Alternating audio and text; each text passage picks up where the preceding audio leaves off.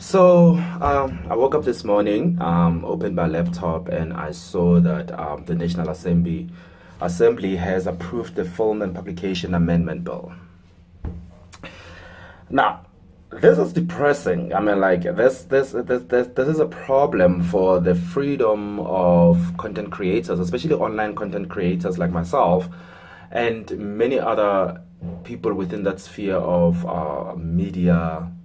Like your journalists and and the likes. So this bill is dubbed by the opposition as the censorship bill, rightly so, because it is so vague. The language in this bill is so vague that it lends itself to a situation where it can be misused by government entities, to stifle freedom of speech. And that is the reality. But you see, even with that's not even my biggest gripe right now. Like, my biggest problem right now is that I'm so exhausted. I'm sorry. My biggest gripe right now with the entertainment industry at large is the fact that in 2018 in South Africa, instead of moving forward and advancing as an industry, we literally are taking steps back. I mean, like, we literally are taking 10 steps back. And it saddens me. It's demotivating for me. I mean, this year has been an amazing year for me career-wise. I mean, it's only March and I'm already working on 3 campaigns.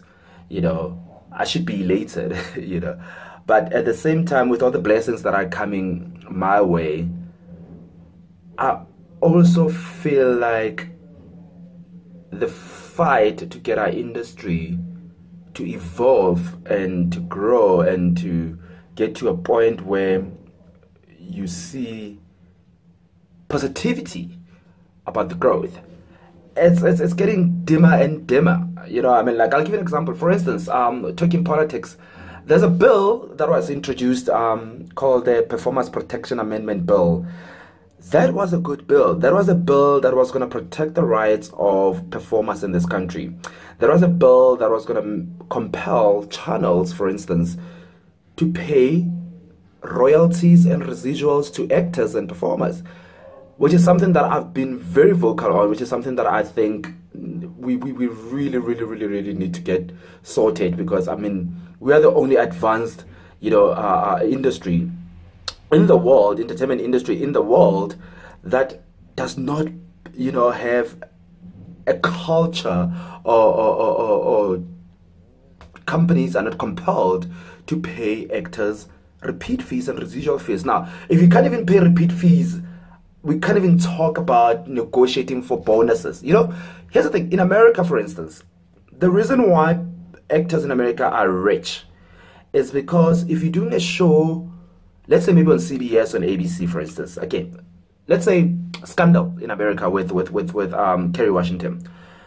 When Kerry Washington is the lead on that show and the show gets syndicated, which means that it's sold in different territories and stuff like that, she makes money. Once a show has reached over 100 episodes and it gets syndicated, even if you don't do any more seasons beyond that, as an actor on that show, you will still make royalties, you still make a lot of money. If your show is successful and you get to do more scenes and you get to generate income for the channel, you get bonuses. That's why Ellen Pompeo from that show, the medical show, what's it called? Grey's Anatomy, made that $20 million paycheck and whatever. That was through a negotiated contract that allowed her to get bonuses, and it's a common thing. It happens even in films as well, where you can negotiate a percentage fee on the profits of the film. But you see, those opportunities would never occur in South Africa if you don't have a landscape in the industry that allows for such contractual negotiations to happen. So if there's nothing that compels the TV channels or the production companies to even pay you repeat fees, how are you going to even get to a point where you negotiate a contract that will allow you to have a stake in the profits of the work that you put out? So it is a sad thing. I mean, this performance protection bill amendment It's been sitting there. And the most amazing thing that I saw today is that this bill was sent to the National Traditional Leaders Council or something like that. What do traditional leaders have to do with performers bill? It makes no sense to me. Like, I understand the cultural aspect of, you know, the entertainment industry, the arts and culture and all of that. I get that bit. But looking at the progress of the bill, I mean, I'll post the thing, the screen grab on my Twitter. But looking at the progress of the bill, right now it's sitting there. It just went to the National Traditional Leaders Council. And yeah, and as far as I can see here, not much has happened since then. Well, probably things that are happening behind the scenes, I don't know. But it's taken them so long. But now we've got this bill that has just been approved, which literally, in my view, counteracts the performance protection bill in a way. You know, because if you're protecting performers in here, but you're stifling their content here, that's not helping. Do you know what I mean? That it makes no sense. You know, so you're protecting me here, but what am I going to do with that protection if I can't put out the content that I want because you're putting on this legislation that's going to make it harder for me to have content out there that I have the right to produce? Because, you know, we saw what happened with Ingleba. For instance, just because few individuals did not want to see Ingleba, did not feel that Ingleba should be in cinemas, all of us now all of a sudden were forced not to watch Ingleba, which was ridiculous, you know.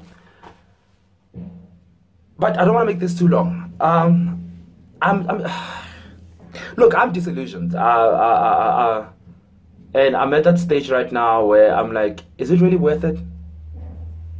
Like, really? Is all of this really worth it? I mean, like, I'm doing okay this year. Like, you know, I had a conversation with somebody yesterday that really hurt my feelings. It hurt me, you know, and I don't get hurt by a lot of things in the industry. You know, I get disappointed, but never, like, personally hurt. But hearing that, you know, indigenous films, which distributes most of the films that you see in South Africa that are locally produced, has a problem, apparently has a problem with me because apparently negative about their films. Me, Film Pela, the one person in this country who's constantly pushing for support of local film. Like, I dare you right now to go look up anybody.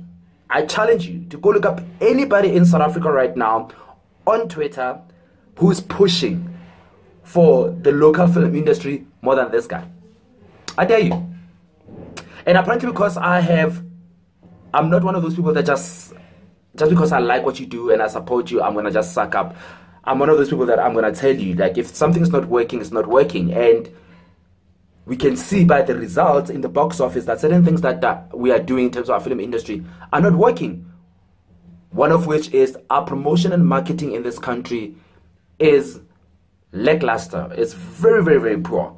And I'm going to talk about that, and I'm going to make sure that people are aware of that so that we can fix it. But just because I raise issues like that, just because I go to a premiere like She's King and the lead actors of the films are not there, and I point that out, does not mean that I'm sabotaging the film. Those are things that we need to talk about. But apparently, doing things like that has put me in a position where people think that I'm negative and I'm hating their industry and stuff like that. So I was like really hurt because I've done so much to try and uplift the film industry and use my platform without even getting paid for it. I was not even expecting anybody to pay me for it. And to hear that indigenous films has a problem with me, it hurt my feelings.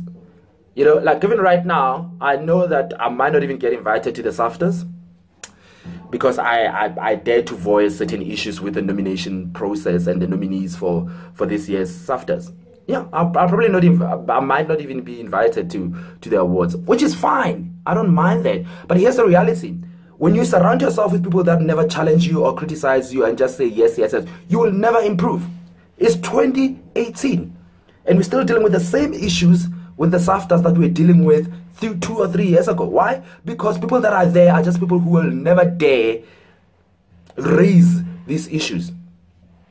And I blame everyone. Even our media fraternity has issues. I mean, like right now, yesterday, was it yesterday or the day before yesterday, we had a press conference with Anika Noni Rose from the US, who is here to promote the film The Quad. You had media there. Guess what? Go Google now and look at all the articles that are coming out. The articles that I'm seeing, Jay, from Sowetan and Daily Sun or whatever, it's about Amagwinya. You had Anika Noni Rose, the girl who was in Dream Girls, a very prominent black actress in South Africa. And the articles that are coming out are about Amagwinya, the fact that she likes Amagwinya. The woman at that press conference talked about being sexually violated. She talked about the importance of black productions being supported. She talked about a lot of things that you guys should be knowing about. But no, the articles that are out there right now, it's about Amagwinya. And that's where we are. So when you have somebody like Phil, I mean, I know I don't blog anymore. I don't do articles anymore because people don't read blogs anymore, you know. So I tweet. So when I'm at a press conference, I will tweet about the information that's been disseminated there and stuff. Do you know what I mean? But I'm not a journalist. You had Ava, the head of the BET programming internationally and branding internationally there, Ava Hall. Nobody was asking her questions in that press conference. And that's what you see all the time. So go ahead, invite all your people. That's why I was not invited to the premiere of Catching Feelings, because apparently somebody at Indigenous has a problem with me. So maybe that's why I was not even invited to Peltus's film, even though I'd been promoting the damn film. So invite your friends and whatever, but you're doing nothing for the industry. The information is not getting out there. So we can all sit there and clap and say, yay, wonderful. 2020, we'll still be sitting here with the same problems. We'll still be sitting here with the same industry that's not going anywhere, where people are not getting paid. People are on TV, but they are broke. I'm okay. Not to brag, but 2018 is the greatest year for me.